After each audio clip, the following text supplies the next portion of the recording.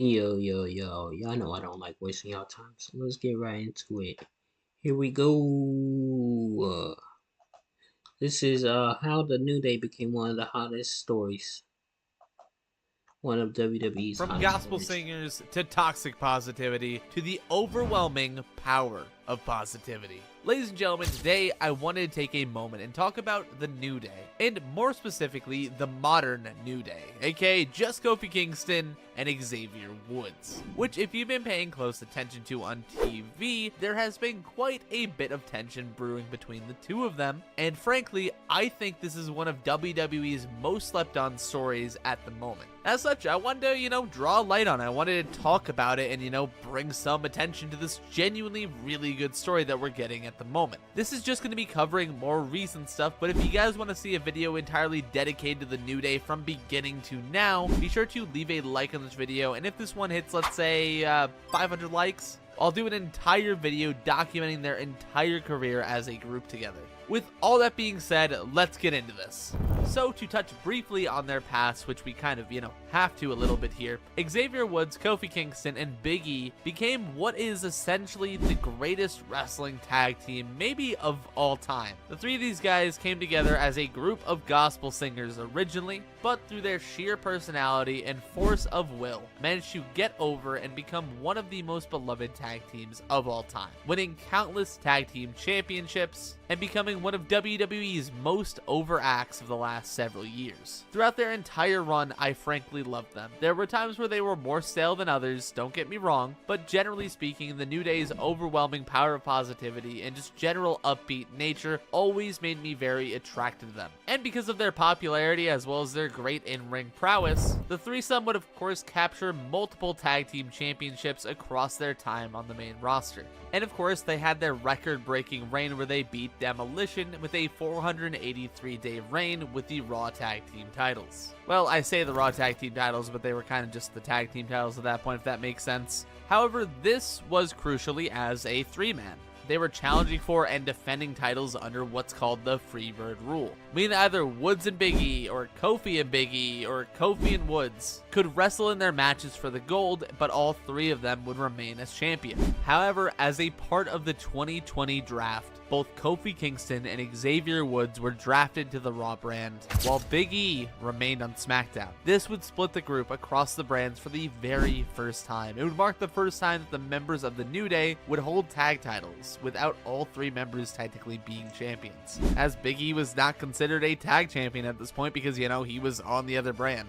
And while there was technically no breakup in the New Day, they weren't together anymore. And instead, it would just be Kofi Kingston and Xavier Woods on Raw together. They would have one final appearance together as a trio at Survivor Series on November 22nd, but this would be the final time we would see all three members of the New Day together. And over the next couple of years, Woods and Kofi would of course lose the Raw Tag Team titles. They'd of course challenge for other tag team titles such as the NXT tag titles, and they would even defeat Pretty Deadly, aka Elton Prince and Kit Wilson, to win the titles, but they wouldn't exactly hold onto them for very long, holding onto them for just over a month more or less. However, outside of that one tag team title reign in the middle of 2023, the New Day would be without gold. And this wasn't something that went unnoticed by, Kofi and Woods. Notably, they would both talk about how they wanted to get their stride back on different episodes of Raw. However, this wasn't something that was especially relevant until more recently, as just after WrestleMania in April of 2024, both Kofi and Xavier began feuding with Karrion Kross and his stable, The Final Testament. In this, Kross attempted to form something of a wedge between Kofi and Woods. Karrion would claim that Kofi Kingston was holding Xavier Woods back from having a successful singles career. Now, Woods seemingly wasn't giving too much thought to this and always seemed to fight back against Karrion with these claims. And this would lead to a bunch of on-screen and different backstage fights between the two factions. But as this was all happening, it seemed that Woods was, starting to think about it. Was Kofi holding him back? This would be subtly shown to us with Xavier's in-ring gear, notably in his Power Rangers gear that he's been wearing the last couple of weeks, where unlike Kofi's unicorn, which is just completely normal, untouched, looks fine, Xavier's is kind of glitched and also looks kind of evil, if that makes sense. This is your chance to win a trip for two to New York to see 4 Broadway shows. To enter the sweepstakes. However, despite these doubts that he was having, he still trusted Kofi. Also, I don't want to harp on him for too long because frankly, Odyssey Jones is a very terrible person, but they utilized him pretty expertly in this overall feud, where Kofi was kind of recruiting him in to be the new Big E. And Woods, of course, wasn't okay with that. He missed Big E too, but who's to say that they weren't good enough as a duo? Plus, who is this Odyssey Jones guy, and why would Kofi even try to bring him in to replace Big E? Anyway, the New Day's feud with the Final Testament ended in a 6-man tag match featuring Jones, where the New Day would of course come up with the win. However, there was a lot of disdain from Woods. You see, Kofi didn't tag him in, he tagged in Odyssey. And in all of this, Woods was starting to see that Kofi was trying to get Odyssey in to again replace Big E. However, this would all change somewhat because Odyssey Jones would be written out of the story literally completely and without even a word about him because of some allegations that came out about him. However, the plate would continue spinning on this story of dissension between Kofi and Woods.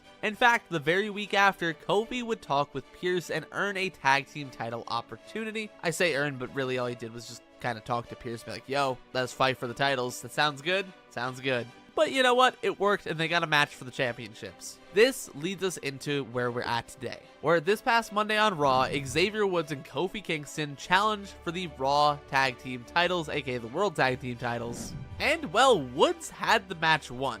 Woods was pinning JD McDonough clean as a whistle in the center of the ring. However, the Judgment Day came out to interfere in their match, but who else would get involved? None other than the LWO.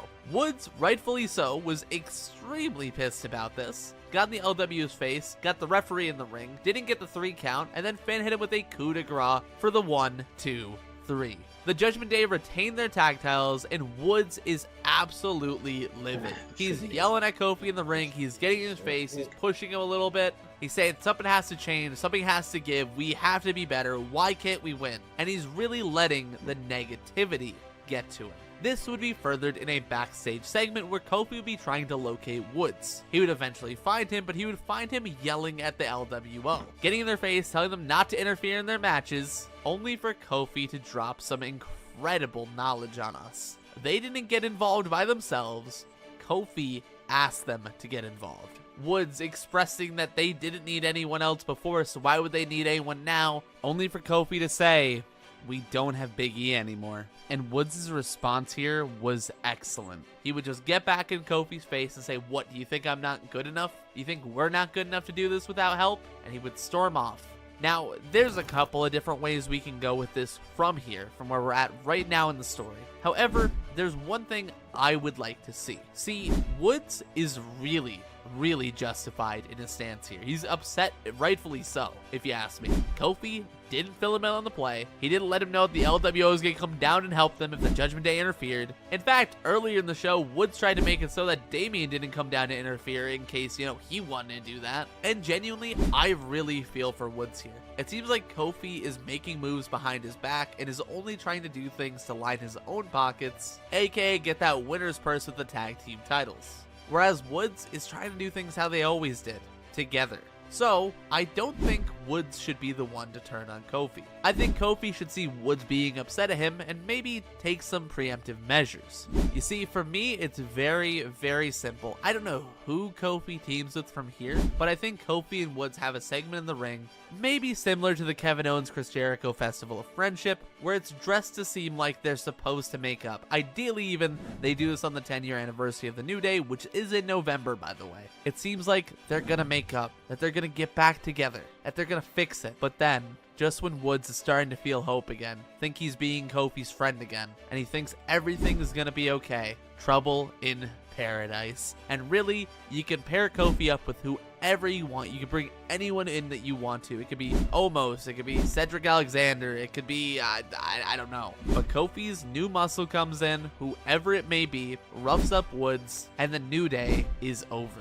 This will of course lead to a phenomenal feud between Woods and Kofi, and frankly will give Kofi a new lease on life as a character in the WWE that isn't just being a smiling babyface that he has been for the last 15 years. Don't get me wrong, I love Kofi, I think he is a phenomenal babyface, but I'd be lying if I told you I don't think Woods is justified, and frankly, due to that justification, I really don't feel like he's the right person to turn heel here. However, those are just my thoughts. Let me know yours in the comments down below. And hey ho, while you're headed down that way, it would sure help me out a ton if you consider leaving a like on this video. And like I Alright, I guess that's gonna bring us to